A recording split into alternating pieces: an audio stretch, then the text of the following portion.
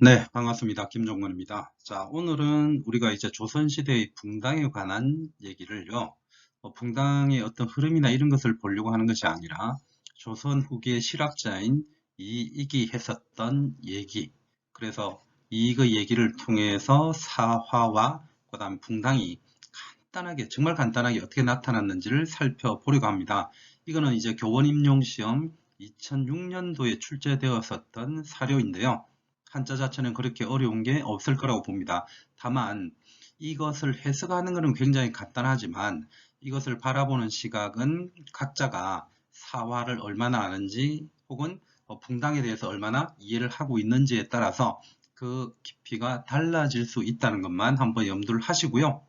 어쨌든 오늘은 이 한자의 해석 부분에만 초점을 맞추어서 한번 간단하게 살펴보도록 하겠습니다. 들어가겠습니다. 자, 먼저 보이는 한자는 아국이라고 하는 한자가 보입니다. 그죠? 자, 그러면 우리나라는 이렇게 이제 해석이 될 거고요. 뭐 이건 어려운 거 없죠? 좀 전에 말씀드린 것처럼 이 붕당론에 대한 한자 사료가 그렇게 어려운 건 없습니다. 자, 우리나라는 자, 스스로라고 할 수도 있겠고요. 뭐뭐로부터라고 얘기할 수도 있죠. 그래서 뒤에 보면은 중세라는 글자가 나오는데요. 따라서 해석은 중세로부터라고 해석이 가능할 겁니다. 그래서 중세 이래로부터 자, 이렇게 해석이 되겠네요.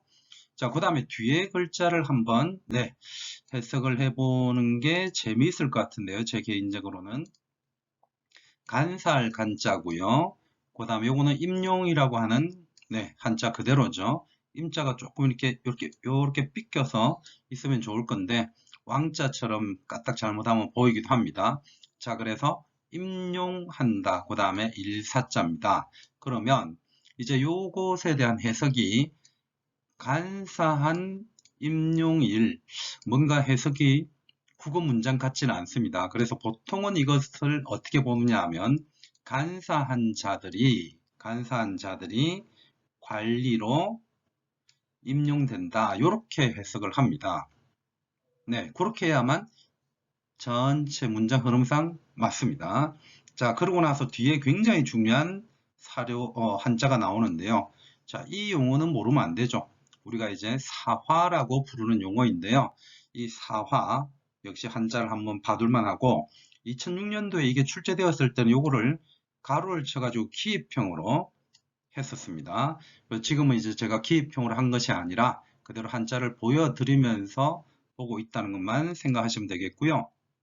그래서 사화가 서로 계속 있었다 이런 거니까 이 서로는 크게 해석의 의미는 없죠. 사화가 계속 일어났다. 이제 그렇게 봐두시면 되겠는데요. 제가 첫머리에 이것의 한자 사료는 어려운 게 없을 것입니다 라고 말씀드렸는데요. 그러면서 사화라든가 그 다음에 붕당에 대한 흐름은 각자가 어느 만큼 알고 있느냐에 따라서 이걸 바라보는 것에 대한 깊이가 달라질 수 있다. 그런 말씀을 간단히 드렸는데요. 자, 사화라고 하는 것은 결국은 네, 훈구파하고 사림 간의 대결이 있었던 것을 일반적으로 사화라고 하죠. 그래서 그 사림들, 선비들이 피해를 본 것을 일반적으로 사화라고 하고요.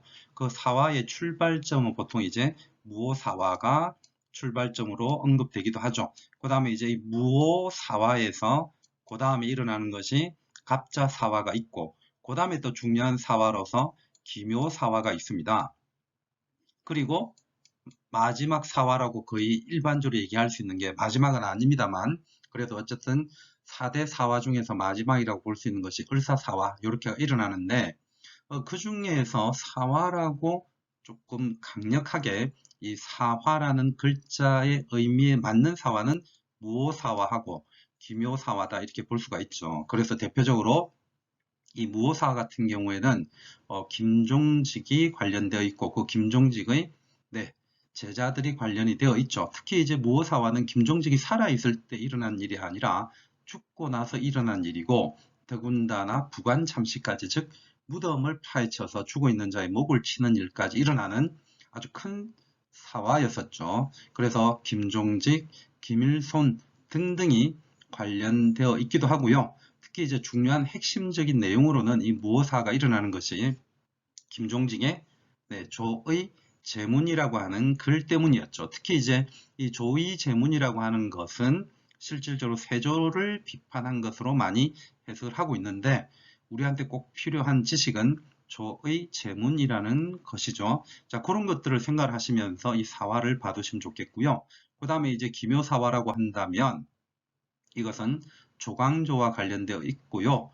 제가 개인적으로 4대 사화 중에서 굉장히 중요한 사화는 이 두 가지라고 보고 더 중요한 것은 기묘사화라고 생각을 하는데 이 조광조와 관련한 문항은 네, 임용시험에서 한 3년 정도 전에 문제로 한번 출제가 된 적이 있습니다. 따라서 앞으로는 이 무오사화를 조금 더 주목을 해두는 게 좋지 않겠는가? 그게 저희 개인적인 생각입니다.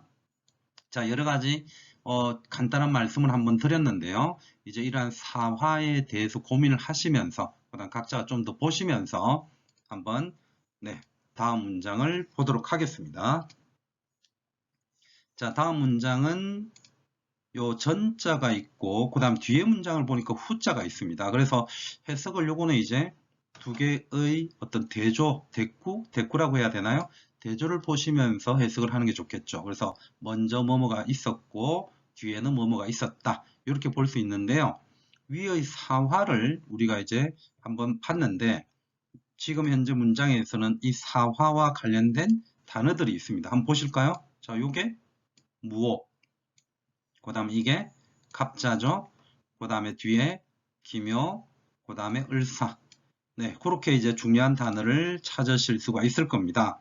그 다음에 이제 이거는 죽일 육자고요. 그 다음에 잔인할 잔자인데 결국은 이제 잔인하게 다 죽였던 사건을 의미한다고 보시면 되겠죠. 자, 따라서 이거를 한번 해석을 해본다면 먼저 무오 갑자의 살육이 있었고 뒤에 기묘와 을사의 잔혹함이 있었다.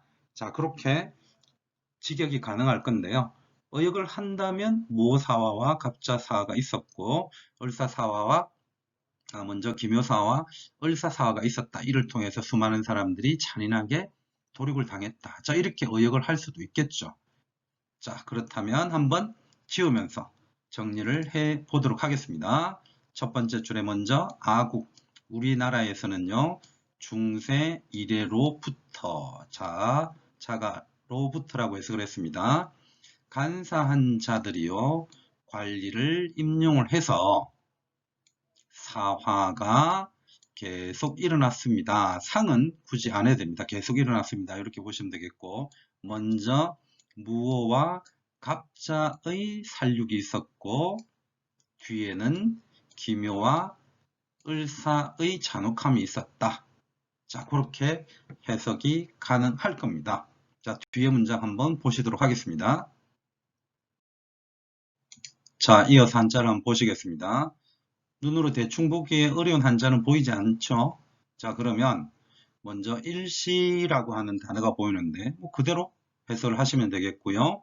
그 다음에 충과 그 다음에 현자가 보입니다. 그러면 충자는 뭐 충성스러운, 충성 이렇게 보시면 되겠고 현은 현명한 뭐 이렇게 보시면 되겠죠. 그래서 충현이라고 한다면 충성스럽고 현명한 뭐 이런 의미라고 보시면 되겠습니다. 근데 이제 이게 뭐 왕을 가리키는 건지 신하를 가리키는 건지 이제 그것은 조금 뒤를 읽어보시면 알 건데요. 자, 한번 보시죠. 자, 이게 나란히 병자라고 보시면 되겠습니다. 나란히 죽었습니다. 라고 되어 있네요. 자, 그 다음에 이제 홍류라고 하는 단어가 보이는데 클 홍자의 흐름이지 않습니까? 그러면 큰 흐름에서 나란히 다 죽었다. 즉 충과 현이 죽었다는 의미가 될 겁니다. 자, 그러면서 뒤에 한번 보시면 붕당이라고 하는 아주 중요한 단어가 보이시죠? 자, 그러면 붕당을 놓고 네 글자만 해석을 해 본다면 미유라고 해서 아직 없습니다 라는 의미가 되겠죠. 뭐가? 붕당이. 자, 근데 뒤에 지호라고 해서 붕당이라는 명칭, 이름이 아직 없습니다 라고 해석이 가능할 거고요. 그 다음에 이것은 오히려 유자인데 오히려, 그 다음에 다만 뭐 이런 식으로 해석이 됩니다. 따라서 아직 없습니다. 붕당이라는 이름은 이렇게 됩니다. 그러면 결국은 이 첫 번째 줄의 해석은요. 이 충현이라고 하는 것은 여러 현명하고 충성스러운 신하들이라고 볼 수 있고 그들이 큰 세상의 흐름에서 죽었습니다. 라고 얘기가 가능하겠죠. 그렇다고 본다면 아까 위에서 봤었던요. 무오사화나 갑자사화, 그 다음에 기묘사화, 을사사화 이런 것들을 통해서 죽어나간 것을 얘기한다고 볼 수가 있겠습니다. 그러면 요 정도 해석이 가능하겠네요. 자, 일시적으로 충현들이 세상의 큰 흐름에 휩쓸려서 나란히 죽어갔고요. 그러나 다만 아직은 붕당이라는 명칭은 보이지 않습니다. 이렇게 얘기를 하고 있습니다. 그래서 우리가 알고 있는 것처럼요. 사화라고 하는 것이 일어났을 때는 아직 붕당은 없죠. 이것이 끝나고 난 이후에 붕당은 출현합니다. 그리고 붕당은 선조 때 출현하는 것으로 우리가 역시 알고 있는데요. 자, 그렇다면 다음 한자를 통해서 더 보도록 하겠습니다. 자, 한자가요. 여기에서 이제 이런 한자는 충분히 익숙하실 겁니다. 선묘라고 나와 있는데 요거는 이제 우리가 일반적으로 선조를 표기할 때 쓰는 방법이죠. 그래서 묘자를 쓰기도 합니다. 그러면 해석은 어떻게 되는 겁니까? 자로부터, 자니까 선조로부터, 그러면 선조 이래네요.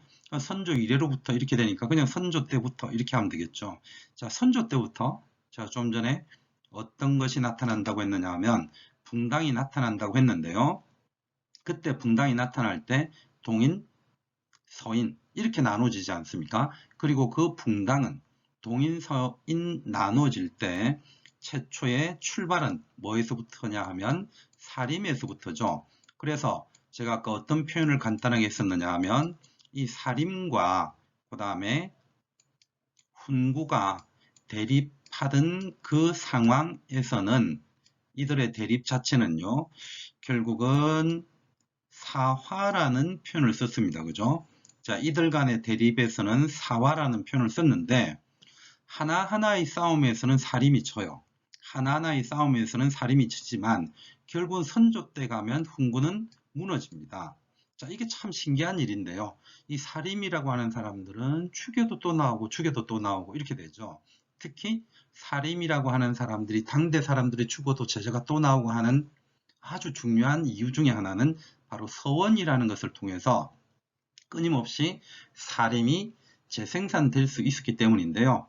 그래서 특히 이제 한국사 능력시험이나 수능 같은 경우에는 서원을 중시하기도 합니다. 자, 어쨌거나 간에 결국은 사림이 살아남습니다. 그런데요, 이 사림이 살아남고 난 이후에 이 하나가 결국은 둘로 쪼개진다는 겁니다. 어떻게 쪼개진다는 거죠? 동인과 그 다음에 서인으로 쪼개집니다. 이래서 하나가 둘이 되는 거죠. 자, 그 다음에 이제 둘이 넷이 된다라는 한자가 보일 건데, 이는 결국 뭐냐 하면, 동인이 어떻게 쪼개집니까? 남, 북으로 쪼개지죠. 그래서 이제 제가 북을 먼저 위에 적는다면, 북인이 탄생을 하고, 그 다음에 남인이 탄생을 한다. 이렇게 볼 수가 있을 건데요.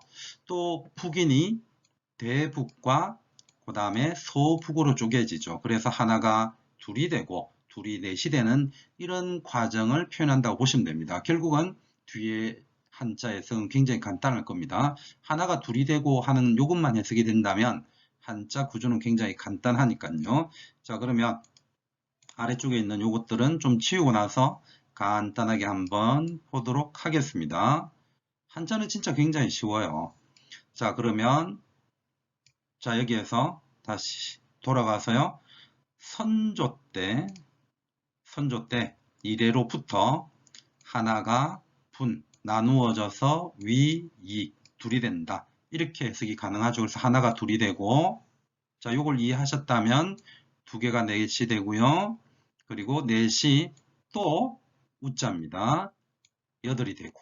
이렇게 나누어져 간다라고 얘기를 하고 있습니다. 이것이 조선 후기의 실학자인 이익이 조선의 정치 흐름을 정말 간략하게 서술한 글인데요. 실제로 2006년도에 시험에 나왔을 때는 아까 앞부분에서 한번 말씀드렸던 것처럼 요 위에 이것을 기입형으로 쓰게 했고요. 사화를. 그 다음에 붕당을 역시 기입형으로 쓰게 했습니다. 이렇게 해서 이익의 붕당론을 짤막하게 볼 수 있었는데요.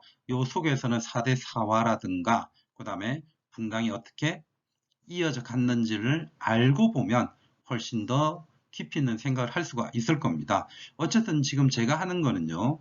한자를 해석하는 부분에 초점이 맞춰져 있기 때문에 그 정도까지만 네, 보도록 하고요. 지우면서 다시 한번 더 해석을 해보도록 하겠습니다. 자, 일시.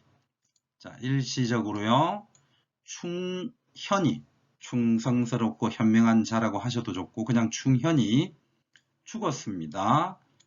홍류, 세태, 세상의 흐름에서 죽었다. 다만 오히려라고 해석하기에는 문장이 조금 그렇습니다. 다만 붕당이라는 호, 이름이 미유, 아직은 없습니다. 이렇게 해석이 가능할 거고요. 그리고 붕당을 설명할 때 선조, 선묘조, 선조 이래로부터 붕당이 나타났는데 라는 게 숨어 있죠. 하나가 둘이 되고요. 둘이 넷이 되고 넷이 또 여덟이 되더라 라고 얘기를 하고 있습니다. 이게 붕당론입니다. 자, 지금까지 이제 이익의 사화에 대한 용어와 붕당에 대한 용어를 중심으로 해서 아주 짧은 글을 봤는데요. 정말 어려운 건 없죠. 근데 뭐 이것이 이제 기입형으로 실제로 문제로 나왔을 때에는 당연히 틀린 분도 있을 것이고요.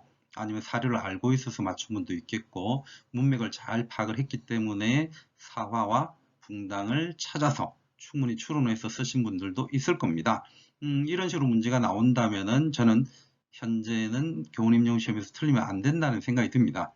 제 생각에는 최근에 이제 기묘사와 관련해서 조광조가 출제가 되었기 때문에 무오사화와 관련된 부분을 조금 더 선생님들이 고민들을 하셨으면 좋겠고요. 그 다음에 이제 붕당에 관해서도 송시열이 한 5년 전에 출제된 적이 있는데 그렇게 놓고 본다면 동인이나 서인 뭐 이런 과정들 아니면 서인과 남인의 싸움 특히 예속 논쟁 이런 것들을 봐두시는 게 좋을 거라는 생각이 듭니다. 자, 오늘은 이렇게 마무리를 하고요. 우리는 또 다른 한자 사료에서 뵙도록 하겠습니다. 선생님들이 진심으로 합격하기를 기원합니다. 이상 김종문이었습니다.